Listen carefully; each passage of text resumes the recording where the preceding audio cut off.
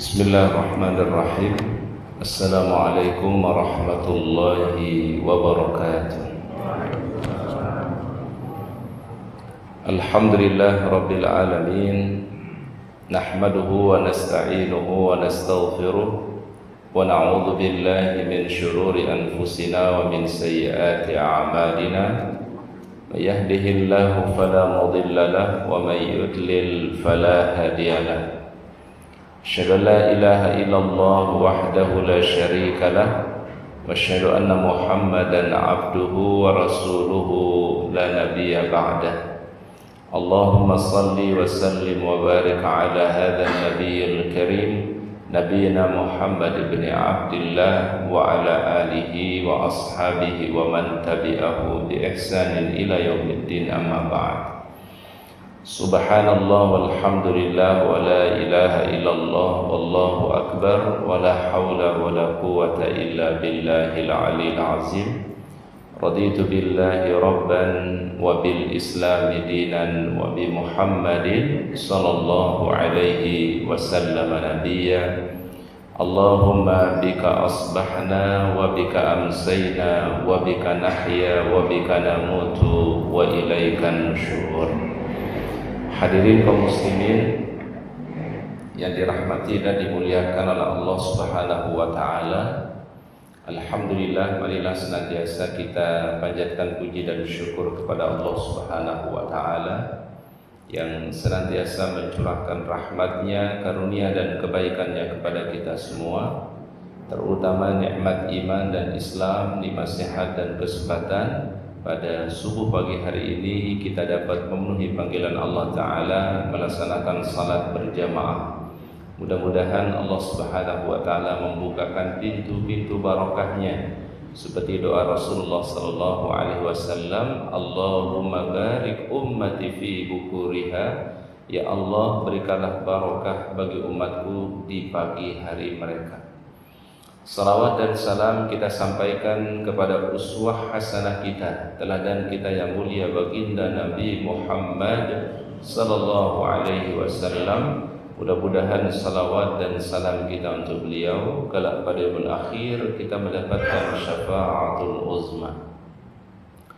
Hadirin yang dirahmati oleh Allah Subhanahu wa taala, pada hari ini kita lanjutkan kajian kita dari kitab 40 karakteristik mereka yang dicintai oleh Allah Subhanahu wa taala. Kita membahas mengenai orang-orang yang senantiasa berbicaranya dengan zikir kepada Allah Subhanahu wa taala. Disebutkan dalam sebuah hadis sahih dari sahabat yang mulia Uqbah bin Amir radhiyallahu anhu. Dia berkata, "Qultu ya Rasulullah." Jadi sahabat yang mulia ini pada satu kesempatan bertanya kepada baginda Nabi sallallahu alaihi wasallam. Apa pertanyaan beliau? Beliau mengatakan, "Ya Rasulullah, man najatu?" Apakah keselamatan itu wahai baginda Rasul? Jadi kalau orang ingin meraih keselamatan di sisi Allah Subhanahu wa taala, apa sebab-sebab yang dia bisa lakukan? Apa usaha dan ikhtiar yang bisa dilakukan oleh seseorang supaya meraih keselamatan di sisi Allah Subhanahu wa taala? Tentu tanpa terkecuali kita semua ingin meraih keselamatan di dunia dan juga keselamatan dalam kehidupan akhirat. Dilindungi kita dalam kehidupan dunia ini dan juga mendapatkan perlindungan dalam kehidupan akhirat. Lalu Rasulullah sallallahu alaihi wasallam memberikan jawaban kepada sahabat ini, ada 3 hal yang bisa membawa keselamatan, sabda Nabi. Yang pertama kata beliau, amsik alaika lisanak. Jagalah lisanmu. Artinya adalah senantiasa lisan ini berzikir, disibukkan untuk mengingat Allah Subhanahu wa taala. Dan ditahan dari hal-hal yang tidak bermanfaat, ditahan dari ucapan-ucapan yang mendatangkan kemurkaan Allah Subhanahu wa taala. Karena kalimat ini rupanya adalah salah satu hal yang sangat menentukan segala hal, ya. Hanya dengan kata saja, kalimat saja itu bisa menentukan satu hal. Ya. Contohnya misalnya, ada ikatan antara seorang perempuan dan seorang laki-laki. Tidak mungkin ikatan itu menjadi baik, tidak mungkin ikatan itu menjadi halal kecuali apabila sudah melakukan yang disebut dengan akad nikah. Betul ya Bapak Ibu ya? Hanya dengan apa? Kalimat. Ketika seorang ayah mengatakan atau seorang wali mengatakan, saya nikahkan kamu wahai fulan bin fulan dengan putri saya fulanah binti fulan dengan mas kawin sekian, lalu si laki-laki menjawab, aku terima nikahnya fulanah binti fulan dengan mas kawin disebut dibayar tunai misalnya, dengan kalimat inilah maka ikatan yang tadi adalah belum halal maka kemudian menjadi ikatan yang halal. Apa sebabnya? Hanya dengan kata dan kalimat. Oleh karena kalimat di dalam Al-Quran atau kalimat di dalam Islam itu bukan kalimat yang ringan, punya konsekuensi yang berat di hadapan Allah Subhanahu wa ta'ala. Maka Rasul mengatakan, amsik alaika lisanak, tahan, jaga lisan kita dari hal-hal yang Allah Subhanahu wa ta'ala bisa saja mendatangkan kemurkaannya. Walaupun mungkin itu kalimat itu sederhana, walaupun mungkin menurut itu kita adalah kalimat yang biasa-biasa, tapi kalau kalimat itu mendatangkan satu kemurkaan Allah Ta'ala, maka itu kalimat yang sangat membahayakan manusia. Maka Rasul mengatakan, amsik alaika lisanak. Karena tidak jarang ada orang-orang yang mungkin punya pemikiran dan statement mengatakan, oh dulu Al-Quran ini adalah hanya berlaku di masa Nabi, untuk zaman sekarang tidak berlaku. Al-Quran pantas untuk diterapkan di zaman terdahulu, tapi tidak pantas untuk diterapkan di zaman sekarang. Mungkin ini kalimat menurut kita biasa-biasa, tapi bagi dalam timbangan syariat inilah suatu yang berat di hadapan Allah Subhanahu wa ta'ala. Quran itu pantas untuk diterapkan pada setiap masa, pada setiap zaman, ya. Bahkan banyak isyarat-isyarat Al-Quran yang Allah Ta'ala turunkan 14 abad yang silam, tapi peristiwa terjadi di masa kita sekarang, ya. Jadi apa saja yang pernah diisyaratkan oleh Allah Ta'ala di dalam Al-Quran, diisyaratkan oleh Nabi SAW di dalam hadisnya atau dalam sunnahnya, kejadiannya baru sekarang. Ini kan berarti Al-Quran mampu mengungkapkan sesuatu yang belum terjadi, yang saat itu telah diturunkan ayatnya oleh Allah Subhanahu wa ta'ala kepada baginda Rasulullah sallallahu alaihi wasallam.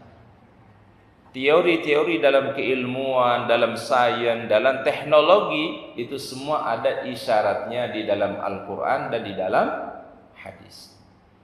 Maka di dalam Ahlus Sunnah wal Jamaah kita memiliki prinsip adalah Al-Quran salihun li kulli zamanin wa makan. Al-Quran itu adalah layak, pantas diterapkan kapan saja dan di mana saja, lintas waktu dan zaman. Itu Al-Quran para jamaah. Nah mungkin seperti tadi adalah ada orang yang mungkin memiliki kalimat mengatakan, wah Al-Quran hanya cocok di zaman terdahulu, tidak cocok di zaman sekarang. Ringan mungkin menurut kita, tapi berat konsekuensinya di hadapan Allah Subhanahu wa ta'ala. Maka Rasul mengatakan, amsik alaika lisanak. Amsik itu artinya tahanlah dengan sekuat-kuatnya lisanmu dari ucapan yang bisa saja mengundangkan apa? Kemurkaan Allah Subhanahu wa ta'ala. Ini yang pertama, sebab keselamatan yang pertama sabda Nabi sallallahu alaihi wasallam. Yang kedua, wal yasa'ka baituka. Hendaklah rumahmu membuat engkau menjadi lapang. Rumahmu menjadikan engkau merasa bahagia dan mendapatkan kelapangan dalam kehidupan ini, sabda Nabi sallallahu alaihi wasallam. Jadi Rasul memberikan perhatian kepada rumah, ya. Karena rumah tempat kita tinggal, rumah di situ kita bernaung, maka mestinya rumah juga harus mendatangkan kelapangan dan kebahagiaan bagi setiap orang-orang yang ada di dalamnya. Maka di antara hal yang bisa melapangkan Al-Quran itu para jamaah disebutkan dalam hadis oleh Nabi SAW. Jadikanlah sebagian dari sholat itu lakukan di rumah kita. Ya, jadi kita memang sisihkan sholat kita lakukan di rumah. Terutama adalah sholat-sholat yang disunnahkan oleh Nabi SAW. Kita bisa kerjakan salat duha di rumah, kita bisa kerjakan salat tahajud di rumah, kita bisa kerjakan istikharah di rumah, ya. Bahkan Nabi SAW tidak jarang beliau melaksanakan ba'diyah itu beliau kerjakan di mana? Di rumah. Beliau jadikan sebagian daripada jatah salat beliau itu adalah beliau lakukan di rumah. Padahal rumah beliau dengan Masjid Nabawi itu nempel, ya. Betul ya Pak ya? Bahkan sekarang ruangannya Nabi SAW itu berada di dalam area Masjid An-Nabawi. Kalau dulu itu adalah posnya masih menempel dengan masjid, tapi setelah perluasan maka rumahnya Nabi SAW sekarang yang tempat beliau, makam beliau itu merupakan bagian dari dalam Masjid An-Nabawi. Nempel rumah beliau, dekat rumah beliau dengan masjid, tetapi beliau menganjurkan salat sunnah itu dilakukan di mana? Di rumah. Maka ada sebuah hadis beliau menyebutkan, jadikanlah sebagian daripada salat-salat kita itu adalah kita kerjakan di rumah kita. Inilah yang bisa melapangkan rumah. Inilah yang bisa menjadikan penghuni rumah itu mendapatkan kelapangan di sisi Allah Subhanahu wa taala. Kemudian juga termasuk di antaranya yang bisa melapangkan seorang di dalam rumah itu adalah ketika dia membacakan di dalam rumah itu ayat-ayat Al-Quran, diperdengarkan ayat-ayat Al-Quran. Al-baitul ladzi yuqra'u fihi Al-Quran tuyassaru lahum sabda Nabi. Rumah-rumah yang dibacakan di dalamnya Al-Quran, diperdengarkan di dalamnya Al-Quran, tuyassaru lahum, Allah Ta'ala akan mudahkan segala urusan mereka. Berarti ada korelasi para jamaah, ada hubungan antara apa yang kita lakukan di rumah, apa yang kita makmurkan rumah kita, itulah keberkahan-keberkahan yang Allah Subhanahu wa Ta'ala berikan. Jadi pantas kalau ada istilah baiti jannati, ya, artinya apa? Baiti jannati, rumahku adalah surga. Orang di situ mendapatkan kebahagiaan, kelapangan, ya. Jadi rumah itu menjadi surga kita di dunia ini. Rumah menjadi tempat kita merasa bahagia. Rumah menjadi tempat yang melapangkan kehidupan kita. Maka Rasul mengatakan, wal yasa'ka baituka, hendaklah rumahmu melapangkan dirimu. Kemudian yang ketiga, sebab yang ketiga, sabda Nabi SAW, kalau engkau ingin meraih keselamatan itu, wabki ala khati'atika, tangisilah kesalahan-kesalahan yang pernah engkau perbuat sebelumnya. Kita disuruh bermuhasabah, mengintrospeksi diri dari sekian waktu yang kita lewatkan, dari sekian perjalanan kehidupan yang pernah kita lalui, bagaimana kita menjalankannya dan bagaimana kita melewatinya. Kalau kita sudah melakukan kebaikan, kita bersyukur dan terus bersyukur kepada Allah. Tapi bila belum kita melakukan kebaikan, mari kita lakukan kebaikan itu. Bila ada kekurangan kita, kealfaan kita, kesalahan kita, kemaksiatan kita, dan ini pasti ada pada diri kita semua para jamaah, maka mari kita memperbanyak istighfar kepada Allah Subhanahu wa Ta'ala. Oleh karena ada satu kalimat yang luar biasa yang diucapkan oleh Sayyidina Umar bin Khattab. Ini ucapan Umar bin Khattab, bukan hadis Nabi sallallahu alaihi wasallam. Ya. Apa ucapan beliau? Hasibu anfusakum qabla an tuhasabu. Wazinu a'malakum qabla an tuzan. Luar biasa kalimat Sayyidina Umar bin Khattab. Hasibu anfusakum. Hisablah diri kalian di dunia. Qabla an tuhasabu, sebelum nanti dihisab oleh Allah Ta'ala dalam kehidupan akhirat. Artinya apa? Bermuhasabah. Kalau Rasul lakukan biasanya setelah salat tahajud menjelang waktu subuh. Ya, jadi ini waktu yang paling terbaik untuk kita merenung sejenak, duduk sejenak, bertafakur sejenak kita bayangkan satu hari yang kita lewatkan, apakah kita lewati dengan kebaikan atau sebaliknya. Dan juga Rasul melakukan muhasabah itu menjelang istirahat beliau di malam hari, karena belum tentu akan ketemu dengan hari esok. Maka beliau bermuhasabah kepada Allah Ta'ala, senantiasa bermuhasabah. Bila kita sudah melakukan kebaikan, kita bersyukur kepada Allah. Bila belum melakukan kebaikan, maka kita raih kebaikan tersebut. Hasibu anfusakum qabla an tuhasabu. Hisablah diri kita di dunia ini sebelum nanti dihisab oleh Allah Subhanahu wa taala dalam kehidupan akhirat. Kalau ibaratnya para jamaah dalam satu perusahaan itu harus ada evaluasi di akhir tahun, ya. Betul ya Bapak Ibu ya? Ya namanya perusahaan, supaya ingin melihat kesuksesan perjalanan itu sebuah perusahaan, maka pada akhir tahun ada sebuah evaluasi. Apakah ia selama satu tahun itu mengalami peningkatan atau sebaliknya?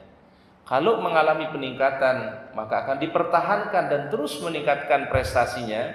Tapi apabila selama setahun itu rupanya masih banyak kegagalan, maka disinilah kesempatan untuk kita memperbaiki diri kita. Itu tujuannya bermuhasabah. Kalau kita sudah diberikan kemudahan beramal soleh, kita istiqomah. Ya, ini yang diminta oleh baginda Nabi SAW. Allahumma ya muqallibal qulub, sabbit qalbi ala dinika. Ya Allah, Engkau yang maha membolak-balikkan hati. Sabbit qalbi ala dinika. Tetapkanlah hatiku di atas agamamu ya Allah.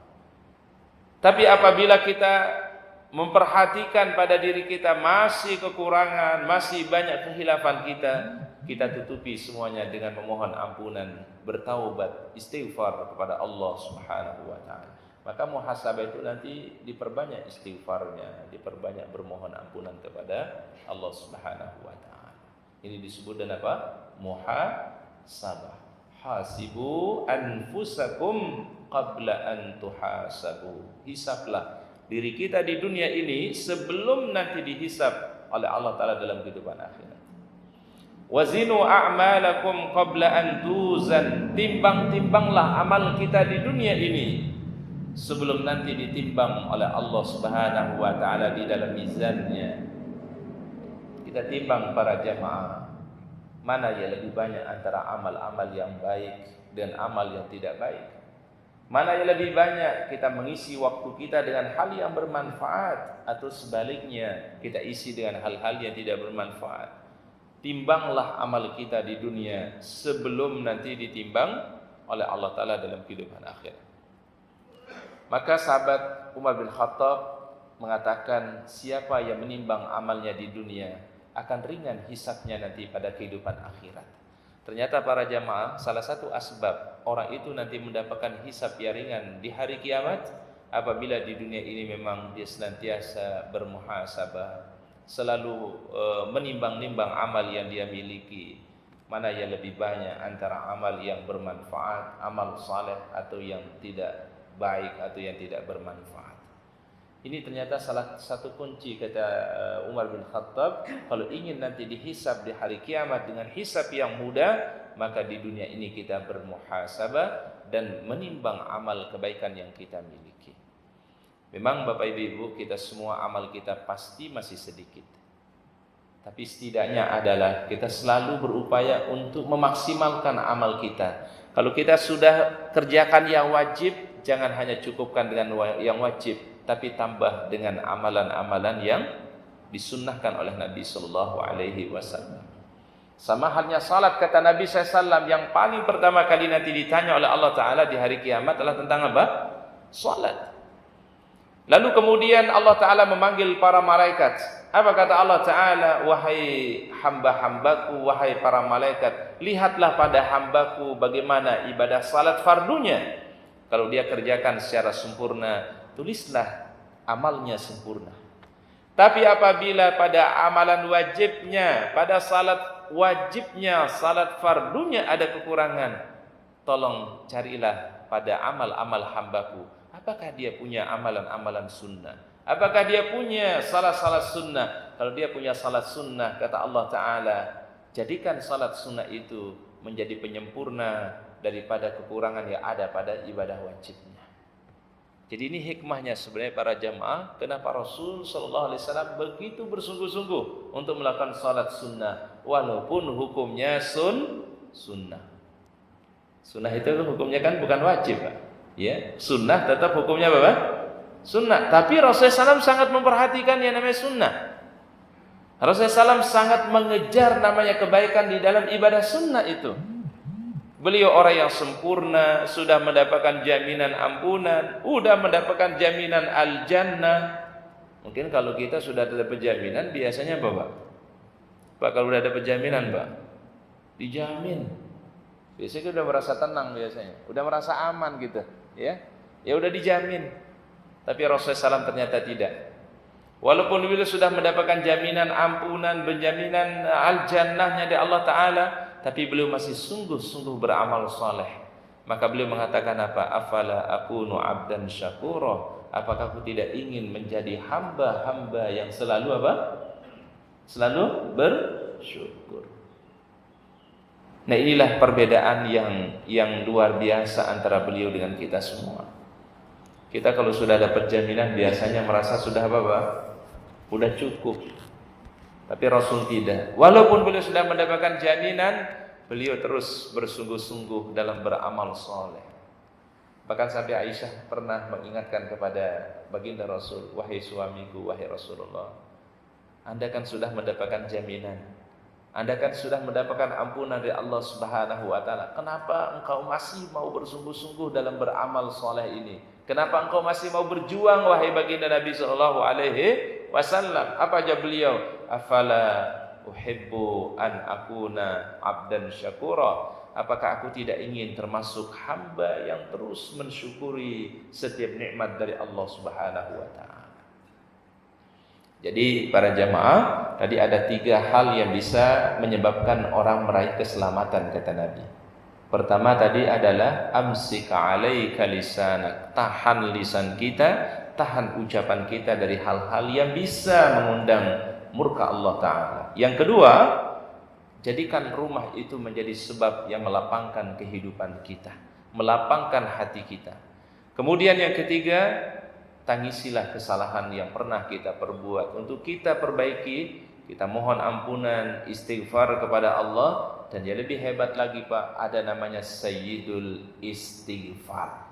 Apa namanya? Sayyidul Istighfar. Allahumma anta rabbi la ilaha illa anta khalaqtani wa ana abduka wa ana ala ahdika wa wa'dika mastata'tu a'udzu bika min syarri ma sana'tu abu'u laka bi ni'matika alayya wa abu'u bi dzambi faghfirli fa innahu la yaghfiru dzunuba illa anta. Ini istighfar yang paling panjang para jamaah. Apa fadilahnya kata Rasulullah SAW? Siapa saja yang membaca Sayyidul Istighfar ini di pagi hari. Jadi kalau kita baca pagi hari ba'da subuh, dengan penuh keyakinan akan kebaikan ucapan ini di sisi Allah Subhanahu wa Ta'ala, lalu sore hari dia meninggal dunia, malam hari dia meninggal dunia, Allah Ta'ala akan catat hamba itu min ahlil jannah. Dicatat sebagai apa? Ahli surga Allah. Siapa saja yang membacanya di sore hari, ba'da asar, atau di malam hari ia membacanya ba'dal maghrib, ba'dal isya, atau sebelum istirahat, lalu esok harinya dia meninggal dunia dengan penuh keyakinan akan kebaikan ucapan ini dan fadilah ucapan ini di hadapan Allah Subhanahu wa Ta'ala. Kalau esok hari dia meninggal dunia, Allah Ta'ala golongkan ia min ahlil jannah, digolong sebagai penghuni surganya Allah. Amalannya kata Rasul adalah membaca Sayyidul Istighfar. Ya. Apa namanya? Sayyidul Istighfar. Pimpinan seluruh permohonan ampunan kepada Allah Subhanahu wa Ta'ala.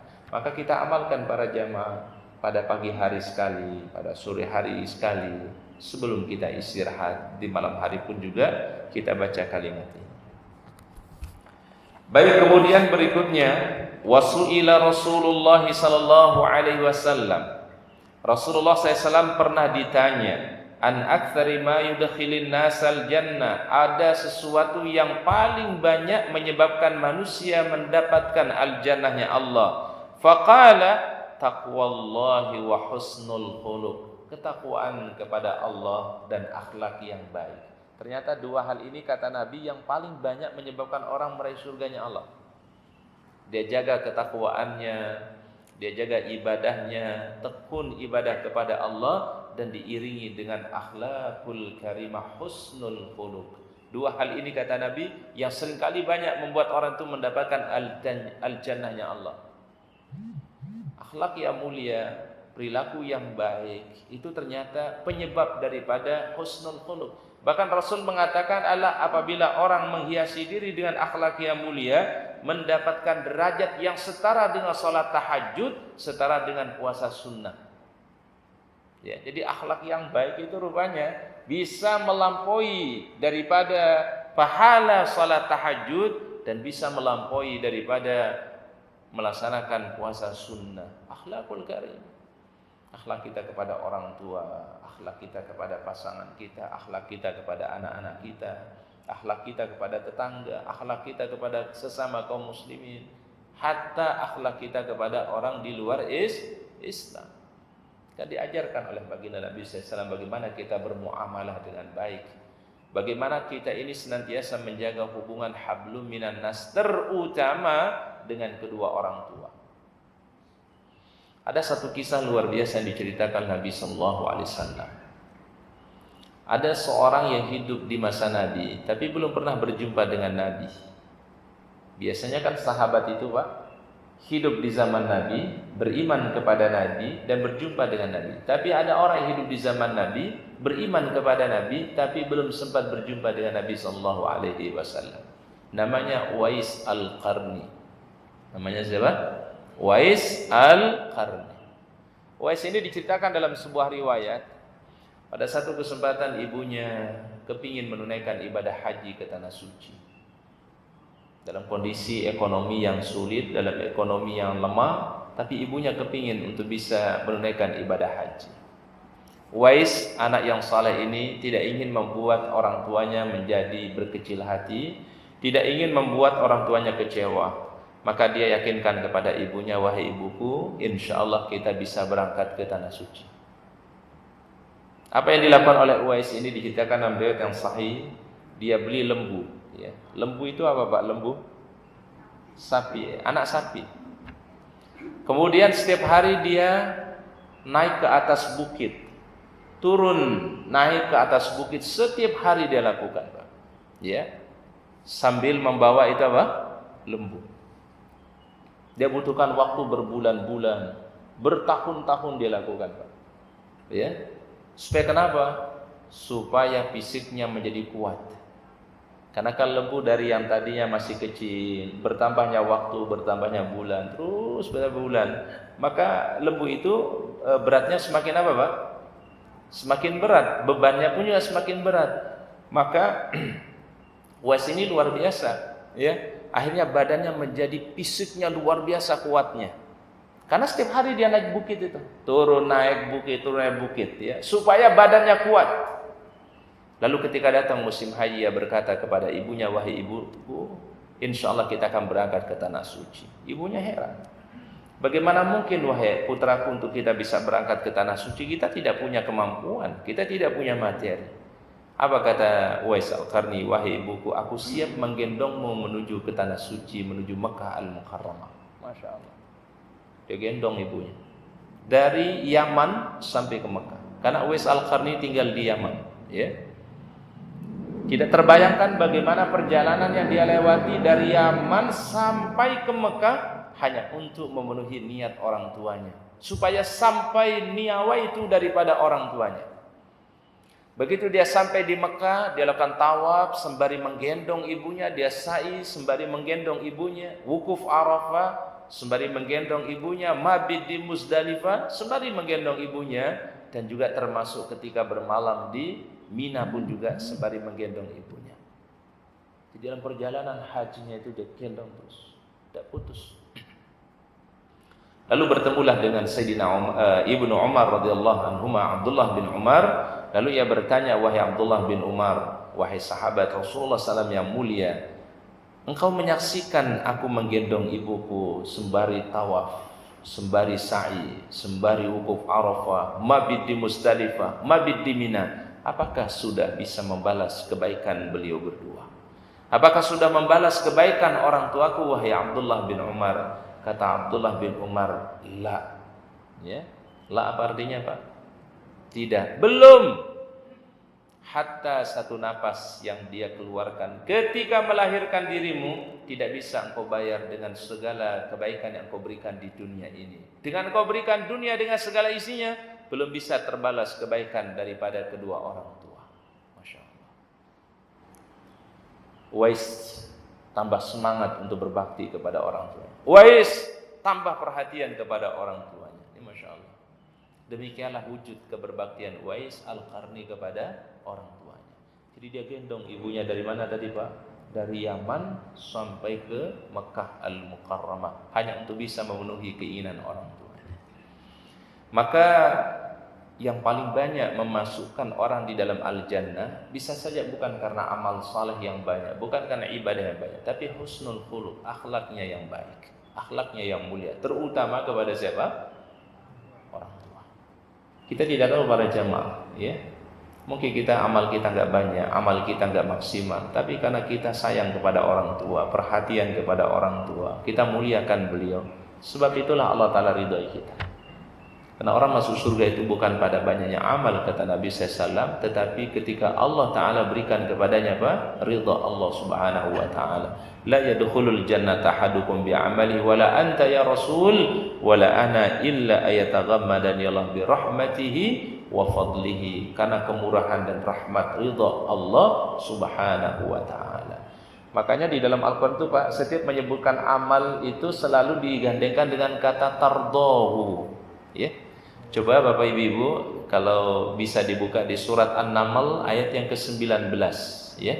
Surat An-Naml ayat yang ke-19 ketika Allah Ta'ala ceritakan tentang Nabi Sulaiman alaihissalam. Nabi Sulaiman itu punya doa di dalam Al-Quran yang diabadikan oleh Allah. Di surat An-Naml ayat yang ke-19.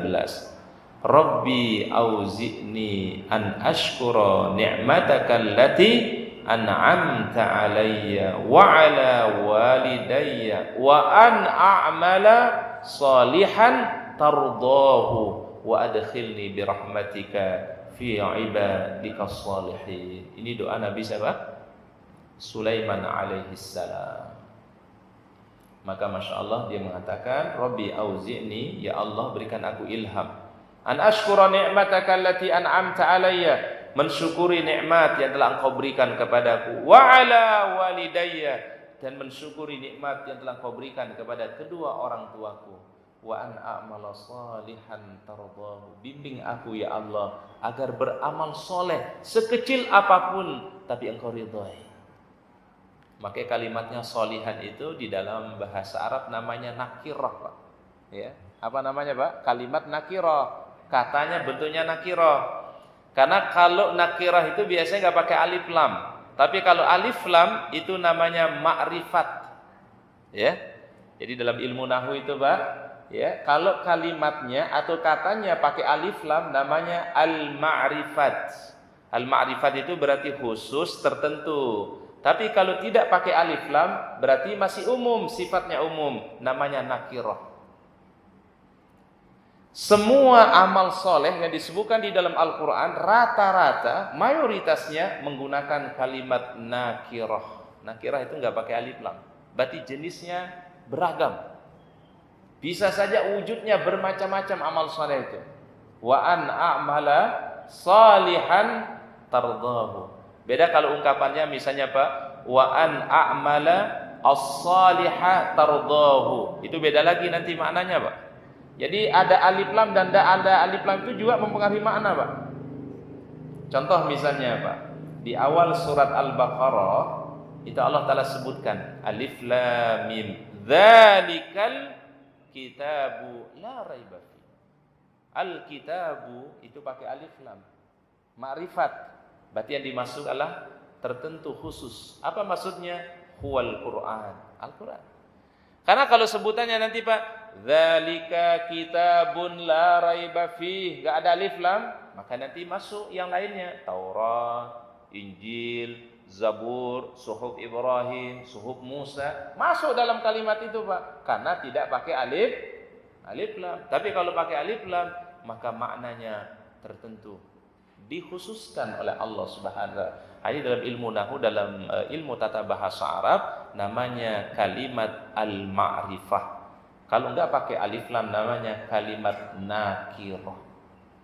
Dan itu Masya Allah, Al-Quran itu kalau milih kata itu apa ya, luar biasa, sudah sangat sempurna sekali. Pantasan bangsa Arab itu enggak bisa tandingin Quran. Padahal itu bahasa mereka, mereka ahli sastra, tapi Allah Ta'ala minta kepada mereka, Qul in kuntum fi raibin mimma nazzalna ala abdina fa'tu bisuratin min mislih. Kalau kalian memang benar-benar meragukan Al-Quran ini datang dari aku, firman Allah, ya aku turunkan kepada baginda Nabi Muhammad sallallahu alaihi wasallam, coba datangkan satu surat yang sama persis dengan Al-Quran. Keindahan bahasanya, keindahan tata bahasanya, keindahan nahunya, keindahan sarafnya, keindahan balaghahnya. Ternyata mereka nggak bisa datangkan satu surat yang sama persis dengan apa? Al-Quran. Karena mereka nganggap Al-Quran itu buatan Nabi Muhammad, ya. Mereka ragukan, ya. Nggak mau beriman kepada Allah. Ditanya oleh Allah Ta'ala, ditantang oleh Allah, kalau kalian memang benar meragukan ayat ini, Al-Quran ini, coba datangkan satu surat yang sama dengan apa Pak? Al-Quran. Tapi rupanya mereka nggak bisa Pak, nggak bisa datangkan. Orang Arab itu di zaman itu dikenal dengan kefasihan sastranya, kefasihan bahasanya, tapi tidak bisa menandingi kehebatan bahasa apa? Al-Quran. Jadi kalimatnya aja masalah Allah Ta'ala pilih, ada kalimat yang ma'rifat, ada kalimat yang nakirah. Kalau ma'rifat tadi ada apanya Pak? Alif, lam. Kalau nakirah tidak ada alif, lamnya. Itu bedanya Pak. Wa an a'mala salihan tardahu. Ya Allah, berikanlah aku kemudahan beramal soleh yang Engkau ridhai. Kemudian wa adkhilni bi rahmatika fi ibadikas salihin. Masukkanlah aku ya Allah dengan rahmatmu tergolong hamba-hamba yang soleh. Jadi Ibu Sulaiman aja meminta kepada Allah supaya digolongkan sebagai hamba-hamba yang soleh. Padahal beliau sudah soleh Pak, ya. Siapa yang tidak mengenal Nabi Sulaiman, kesalehannya, ketaatannya kepada Allah, kemuliaannya, tapi beliau masih berdoa kepada Allah, wa adkhilni bi rahmatika fi ibadikas salihin. Ya Allah, masukkanlah kami dengan segala rahmatmu tergolong hamba-hamba yang apa? Soleh. Padahal beliau sudah apa? Soleh. Bagaimana dengan kita para jamaah? Ya. Jadi Nabi Sulaiman yang sudah baik, yang sudah mulia, jadi nabi, jadi rasul, akhlaknya baik, masih meminta kepada Allah agar digolongkan bersama orang-orang yang saleh. Wa adkhilni bi rahmatika fi ibadikas salihin. Baik, kemudian riwayat yang lain yang disebutkan oleh Allah Ta'ala di dalam Al-Quran. Di dalam surat Al-Mu'min ayat yang ke-7, Allah Subhanahu wa Ta'ala berfirman, alladzina yahmiluna al-arsha wa man hawlahu yusabbihuna bihamdi rabbihim. Malaikat-malaikat yang memikul arasy Allah dan malaikat yang berada di sekeliling arasy-Nya Allah. Jadi ada malaikat yang tugas mereka memikul arasy-Nya Allah, dan ada malaikat yang berada di sekeliling arasy-Nya Allah Subhanahu wa Ta'ala. Apa yang mereka lakukan? Allah Ta'ala ungkapkan di dalam Al-Quran, yusabbihuna bihamdi rabbihim. Mereka senantiasa bertasbih, memuji Allah Subhanahu wa Ta'ala. Jadi kalimat yang terus diucapkan dan diwiridkan oleh malaikat apa? Subhanallah wa bihamdihi, subhanallah wa bihamdihi, subhanallah wa bihamdihi, subhanallah wa bihamdihi. Ini wiridnya para malaikat yang ada di sekeliling arasy-Nya Allah. Senantiasa bertasbih kepada Allah Subhanahu wa Ta'ala tanpa putus. Jadi rupanya malaikat kalau beramal itu enggak pernah putus, Pak. Ya. Ya, kalau tugasnya mereka bertasbih, ya terus bertasbih kepada Allah Subhanahu wa Ta'ala. Ya. tidak putus, ya. Wahum la yas'amun, dan bahkan mereka tidak pernah bosan untuk melakukan kebaikan. Itu sifatnya malaikat, karena malaikat enggak punya syahwat. Sehingga kalau dia berbuat baik, dia terus berbuat baik, enggak putus-putusnya. Berbeda dengan manusia, ada sifat ketaatannya, tapi juga ada sifat kemaksiatannya. Karena ada di situ syahwat. Fa'alhamaha fujuraha wa taqwaha. Kami ilhamkan dalam hati manusia ketakwaan dan juga kemaksiatan. Jadi memang hati manusia itu berbolak-balik, Pak. Ini pantas hati itu disebut dengan apa? Qalbu, karena berbolak-balik, li taqallubihi. Baik, kemudian berikutnya di dalam surat Al-Anbiya ayat yang ke-19 dan ayat yang ke-20. Walahu man fis samawati wal ardi wa man indahu la yastakbiruna an ibadati wa la yastahsirun yusabbihuna al-laila wan nahar la yafturun. Ini masih ayatnya tentang para malaikat, Pak. Dan kepunyaanlah segala yang ada di langit dan ada di bumi, dan malaikat-malaikat yang ada di sisi Allah, mereka tiada mempunyai rasa angkuh untuk menyembahnya. Bayangkan, malaikat itu tidak ada rasa sombong untuk beribadah kepada Allah. Mereka dengan penuh ketundukan, dengan penuh kehusyuan, mereka ibadah kepada Allah Ta'ala. Tidak ada sedikit pun menentang akan perintah Allah Ta'ala. Kemudian, dan tiada pula merasa letih. Ya. Kalau ibadah itu mudah capek, mudah lelah. Ya Pak ya. Tapi kalau malaikat tidak pernah mengalami keletihan. Letih itu apa, Pak? Letih itu apa? Capek, lelah, bosan. Malaikat itu enggak pernah lelah. Malaikat itu enggak pernah bosan untuk ibadah kepada Allah Subhanahu wa taala. Yusabbihuna al-laila wan nahara la yafturun. Mereka selalu bertasbih kepada Allah baik di malam hari ataupun di siang hari, tiada henti-hentinya. Terus bertasbih kepada Allah, terus dia memuji Allah Ta'ala tanpa putus. Oleh karenanya kemuliaan malaikat itu adalah karena mereka senantiasa ibadah secara totalitas kepada Allah. Tetapi manusia bisa jadi lebih mulia daripada malaikat ketika manusia diberikan ilmu oleh Allah dan ketika manusia menjalankan kebaikan, ketaatan kepada Allah dengan segala tantangan yang dia hadapi. Dia punya syahwat, tetapi keinginan syahwatnya dia hindari, dia tinggalkan untuk menggapai ridha Allah Ta'ala. Makanya manusia lebih mulia dibandingkan apa? Para malaikat. Kalau malaikat yang baik, ya memang dia tidak punya hawa nafsu, tidak punya syahwat.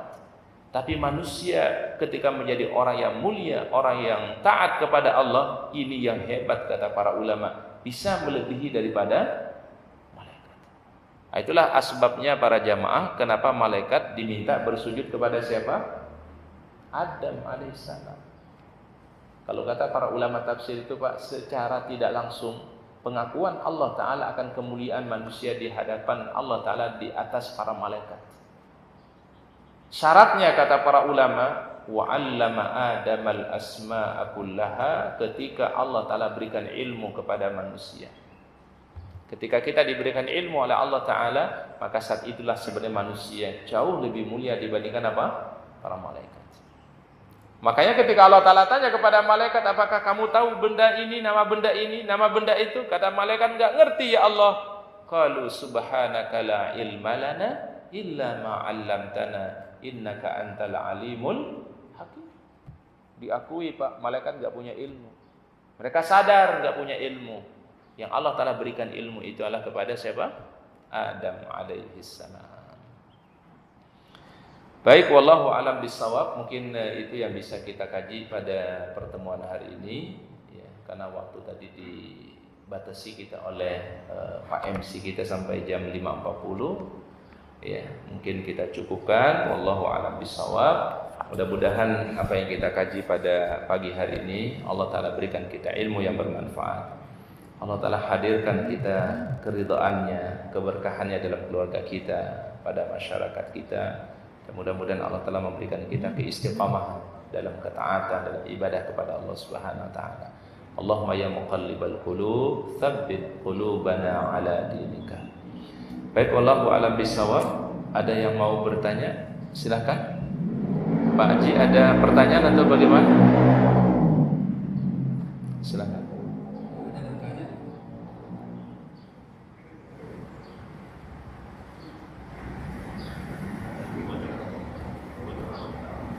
Ujung. Ya.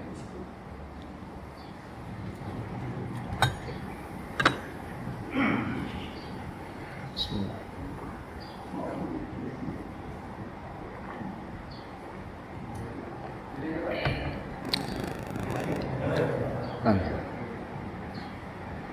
Silakan. Assalamualaikum warahmatullahi wabarakatuh. Waalaikumsalam warahmatullahi wabarakatuh. Mungkin sedikit tidak terkait dengan materi Ustaz. Sekarang kan lagi malam salawat Jibril. Mungkin pernah dengar Ustaz? Ustaz baru berapa kali dengar. Apa salawat Jibril kayak apa redaksinya?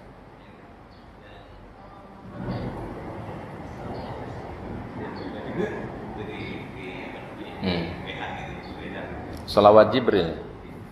Baik, pertanyaannya adalah apa ada atau tidak gitu? Baik. Wallahu alam bissawab. Dalil umum tentang salawat itu kan yang disebutkan dalam Al-Qur'an, innallaha wa malaikatahu yusholluna 'alan nabi. Ya ayyuhalladzina amanu shallu 'alaihi wa sallimu taslima. Sesungguhnya Allah seluruh para malaikatnya bersalawat kepada Rasulullah SAW. Ya ayyuhalladzina amanu sallu alaihi wa sallimu taslima. Wahai orang-orang yang beriman, bersalawatlah dan sampaikanlah salam kepada Rasulullah SAW. Maka dalil ini menjadi jelas, kata para ulama, akan perintahnya untuk membaca salawat kepada Nabi. Apa makna salawat kepada Nabi? Agar diberikan kebaikan, kemuliaan kepada beliau. Kita puji segala jasa dan kemuliaannya Rasulullah SAW. Itu mana Allahumma salli ala Muhammad. Allahumma salli wa sallim ala nabiyyina Muhammad. Allahumma salli wa sallim wa barik ala nabiyyina Muhammad. Atau kita baca salawat seperti salawat Ibrahimiyah. Kalau salat Ibrahimiyah ada dalilnya. Apa salat Ibrahimiyah? Yang kita baca di akhir salat, waktu tahiyat akhir. Allahumma salli ala Muhammad wa ala ahli Muhammad kama sallaita ala Ibrahim wa ala ahli Ibrahim wa barik ala Muhammad wa ala ahli Muhammad kama barakta ala Ibrahim wa ala Ibrahim fil alamin innaka Hamidum Majid. Ini disebut dengan salawat Ibrahimiyah karena di dalamnya disebut nama Nabi Ibrahim. Nah, inilah redaksi-redaksi salawat yang memang diajarkan oleh Nabi sallallahu alaihi wasallam dan dicontohkan oleh Rasulullah sallallahu alaihi wasallam. Allahumma shalli ala Muhammad. Paling pendek itu, Pak. Allahumma shalli wa sallim ala nabiyina Muhammad. Allahumma shalli wa sallim wa barik ala nabiyina Muhammad, atau membaca salawat apa tadi? Ibrahimiyah. Adapun redaksi salawat-salawat yang lain umumnya itu adalah merupakan istihadnya para ulama biasanya.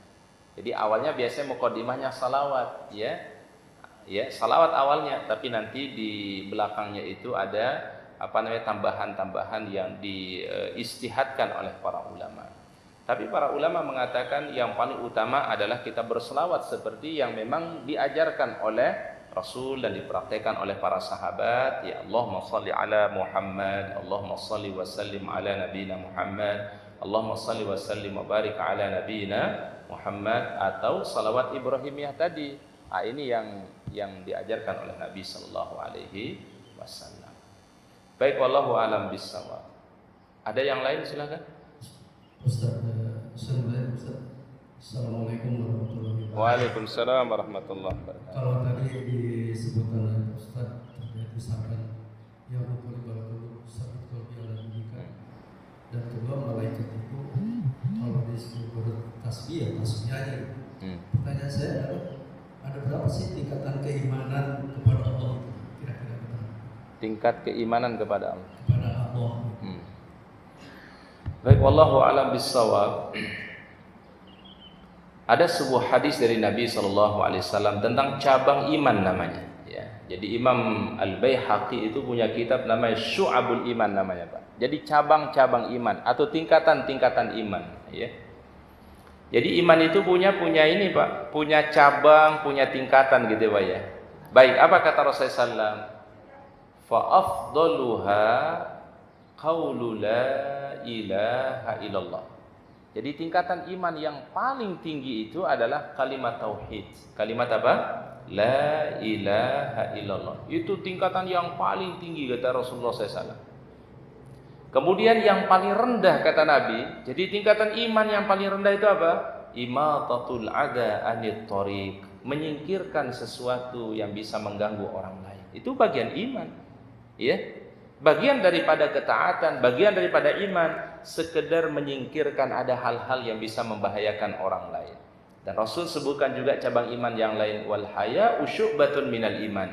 Rasa malu ketika berbuat salah, ketika berbuat kemaksiatan, ada rasa malu kita, itu merupakan hayaun minal iman, bagian daripada iman. Karena kalau orang nggak punya rasa malu, dia akan bebas berbuat dosa, bebas berbuat kemaksiatan kepada Allah. Tapi karena malu itulah yang bisa menghalangi manusia daripada berbuat kemaksiatan dan salah. Baik, berarti tingkatan iman itu memang beragam. Dari tingkatan iman yang tertinggi, kalimat apa tadi? La ilaha illallah. Kemudian berikutnya menyingkirkan sesuatu yang mengganggu, itu pun juga bagian daripada iman. Dan grafik iman itu kata Rasul yazidu wa yanqus, bisa bertambah, bisa berkurang, bisa naik, bisa turun. Bagaimana caranya kata Rasul? Yazidu bi ta'at. Jadi iman itu otomatis bertambah kalau kita tekun melakukan ketaatan kepada Allah, istiqamah dalam kebaikan, maka otomatis iman itu bertambah. Jadi kalau kita ingin mengukur kadar iman kita, mengukur kualitas iman kita, lihat semangat ibadah kita kepada Allah, lihat semangat amal soleh kita. Wayanqusu bil ma'asi, tapi iman bisa berkurang, bahkan iman bisa lenyap apabila orang itu senantiasa bermaksiat dan tidak mau bertaubat kepada Allah Subhanahu wa taala. Maka ada satu hadis yang berbunyi apa Pak? Wala yazni zani wa huwa mu'min. Jadi tidak dikatakan orang itu beriman kepada Allah ketika dia sedang melakukan perbuatan zina, na'udzubillah. Jadi ketika dia berbuat zina itu dinamakan dia tidak beriman kepada Allah. Berarti iman itu bisa berkurang, ya. Iman bisa bertambah, tapi iman juga bisa berkurang. Dan tentu kita memohon kepada Allah dengan doa tadi, Allahumma ya muqallibal qulub, tsabbit qalbi ala dinika. Supaya hati kita terus diberi keistiqomahan, dikokohkan oleh Allah dalam agama Allah Ta'ala, sehingga kita wafat dalam keadaan yang baik, dalam keadaan husnul khatimah. Wallahu a'lam bishawab. Baik, mungkin itu yang kita kaji pada kesempatan hari ini. Kita akhiri dengan doa kafaratul majlis. Subhanallah bihamdika, asyhadu an la ilaha illa anta, astaghfiruka wa atubu ilaik. Akhirul kalam. Assalamualaikum warahmatullahi wabarakatuh.